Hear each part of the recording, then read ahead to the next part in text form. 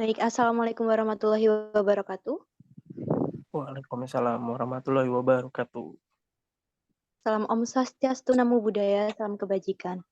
Kami dari kelompok 6 dari Learning Track 3D Animation Development izin untuk memaparkan hasil pembahasan diskusi kami terkait dengan dampak kekerasan fisik pada anak.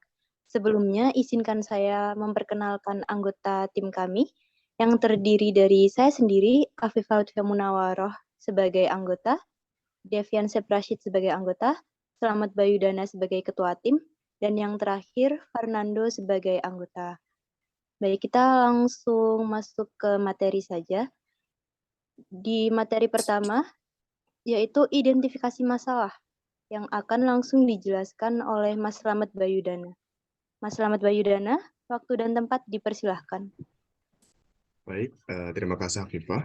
Jadi pada pembahasan pertama ini, kami akan membahas mengenai identifikasi masalah. Pada pembahasan ini, aku akan sedikit kembali ke 1-2 tahun yang lalu, di mana pandemi COVID-19 ini menjadi cerminan bagi kita semua, di mana kondisi tersebut itu tidak hanya terkendala atau terbebani oleh masalah COVID-19, tetapi juga ada masalah-masalah berikutnya yang mengikuti kondisi tersebut gitu, seperti masalah ekonomi, kemudian keharmonisan keluarga menjadi terganggu, kemudian dan yang paling parahnya lagi adalah terdapat kasus-kasus terkait kekerasan fisik yang terjadi pada anak gitu. Nah, dari hasil riset kami melalui Lembaga Pemberdayaan Perempuan dan Perlindungan Anak, kami memperoleh data bahwa pada masa pandemi COVID-19 itu kekerasan yang terjadi pada anak itu cenderung meningkat. Nah, di sini kami mencari data dan pertanyaannya sekarang adalah bagaimana dengan tahun 2022 ini gitu, di mana dapat dikatakan sebagai tahun yang sudah terlepas dari pandemi COVID-19. Dan dari hasil riset kami itu mengatakan bahwa di kota kami, di beberapa kota, salah satunya di Banyumas, ini di kotanya Afifa, kami mendapatkan data bahwa sepanjang tahun 2021 ini terdapat sekitar 46 kasus kekerasan yang terjadi pada anak. Dan di tahun 2022 ini terdapat sekitar 73 kasus kekerasan pada perempuan dan anak itu di mulai bulan Januari dan juga sampai Agustus gitu. Nah, kemudian kami mencoba untuk mengurai permasalahan tersebut, yaitu mengenai kekerasan fisik yang terjadi pada anak dengan menggunakan TRIS diagram, dan kami menemukan apa sih akibat dan juga penyebabnya gitu. Nah, untuk akibatnya sendiri, yang paling sering terjadi itu adalah anak mengalami gangguan mental dan juga psikis gitu. Kemudian anak menjadi tidak percaya pada dirinya sendiri dan sulit untuk bersosialisasi. Dan yang paling parahnya lagi, anak bisa menjadi pelaku kekerasan pada generasi berikutnya. Kemudian apa sih penyebabnya gitu kan? Nah, hasil riset kami kebanyakan penyebabnya adalah pelaku ini merupakan korban dari kekerasan sebelumnya gitu. Kemudian ada faktor ekonomi, kemudian kurangnya wawasan dan ketidaksiapan orang tua dalam mendidik dan merawat anak. Ini karena faktor menikah di usia dini gitu. Nah, kemudian kami akan lanjut ke target audiens dan ini akan disampaikan oleh Devian. Waktu di tempat kami persilakan Devian. Terima kasih pada Kak Slem. Target audiens. Kira-kira siapa ya yang akan jadi target audiens kita? Baik, di sini kami menjadikan orang tua muda sebagai target audiens kami. Yang mana biasanya orang tua muda itu berusia sekitar 25 tahun ke bawah. Karena orang tua muda ini mereka memiliki emosi yang masih labil, yang mana masih belum bisa mengontrol emosi dengan baik. Biasanya orang tua muda ini mereka masih melakukan aktivitas yang biasa dilakukan seperti bermain dengan lebih aktif seperti gemar berbelanja, fashionable, dan aktif dalam bersosial media. Adapun yang mereka anggap sebagai hambatan seperti emosional yang tidak stabil, kurangnya edukasi dalam berkeluarga, serta masalah ekonomi pun juga menjadi permasalahan dalam kekerasan tersebut. Lanjut. Di sini mereka sebagai orang tua muda berharap agar dapat merawat dan mendidik anaknya dengan tepat dan baik. Dan juga mereka juga ingin memiliki anak yang patuh serta cerdas. Dan juga mereka juga menginginkan keharmonisan dalam kehidupan keluarganya. Adapun yang mereka butuhkan dalam kehidupan berkeluarga seperti ilmu sosialisasi parenting,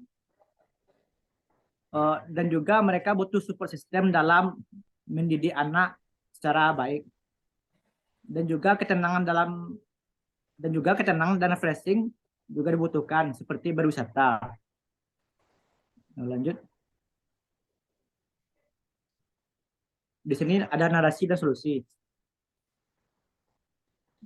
Lanjut. Di sini kami akan menjelaskan bagaimana cara kami menyampaikan bagaimana cara mengatasi permasalahan tentang kekerasan pada anak, yakni dengan membuat demo animasi tentang dampak kekerasan yang terjadi pada anak sebagai refleksi dan edukasi. Lanjut.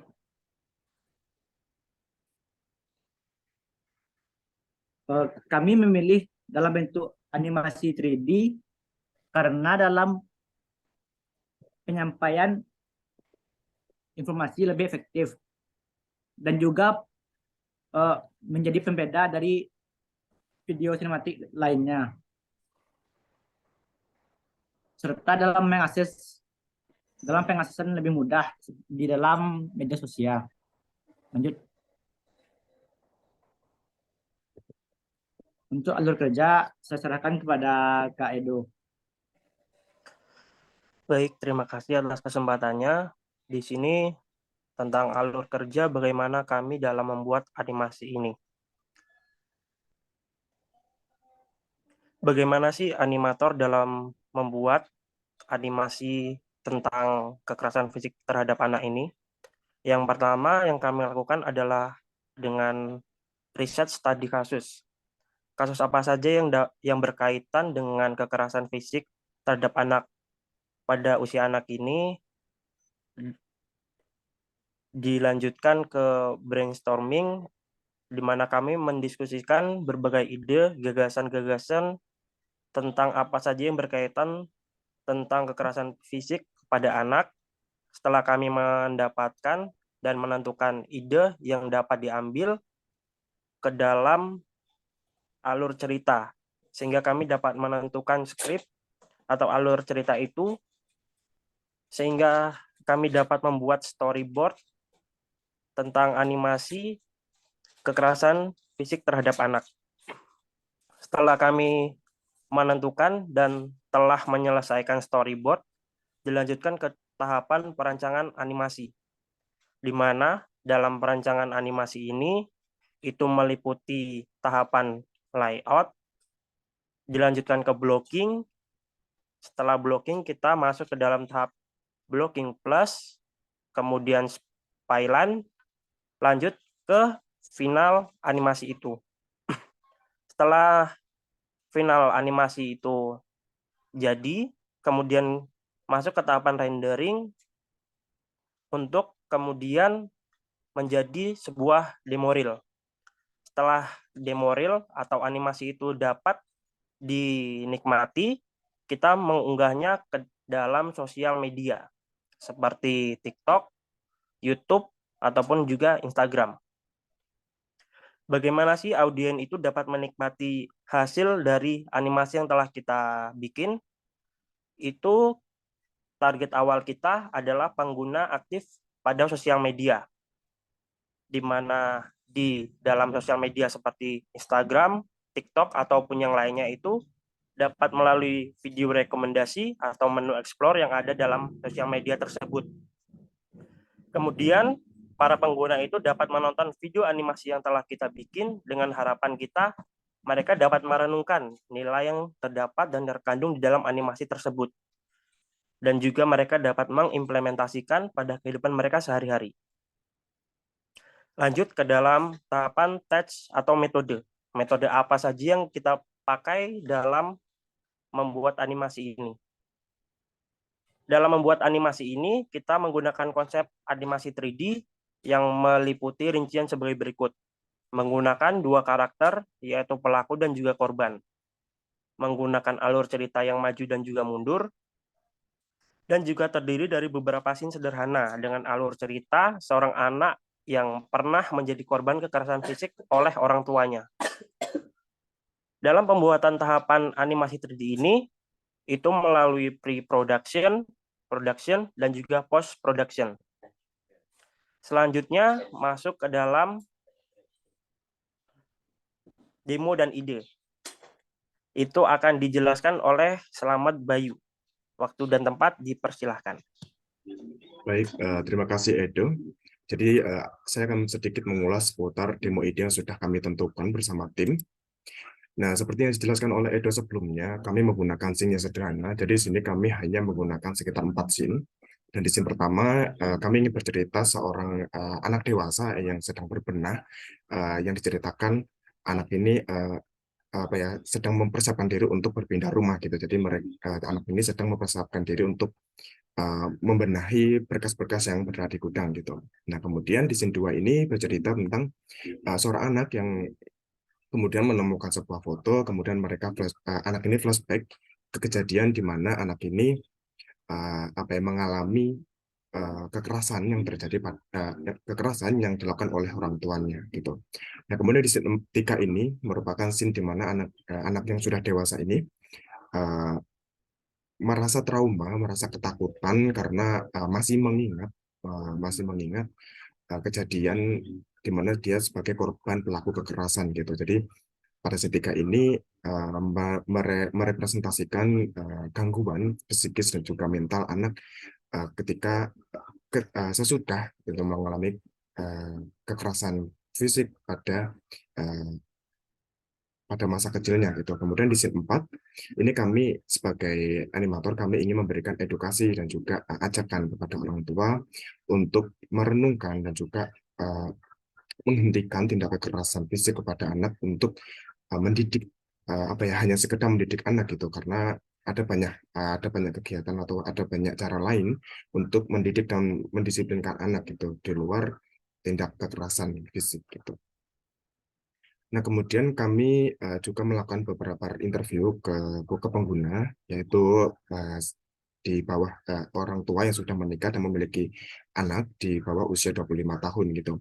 Dan hasil interview tersebut kami mendapatkan fakta bahwa mereka mengatakan bahwa video kami itu sudah relevan gitu, karena memang kejadiannya itu banyak dan sering terjadi gitu. Jadi menurut mereka itu sudah relate banget gitu.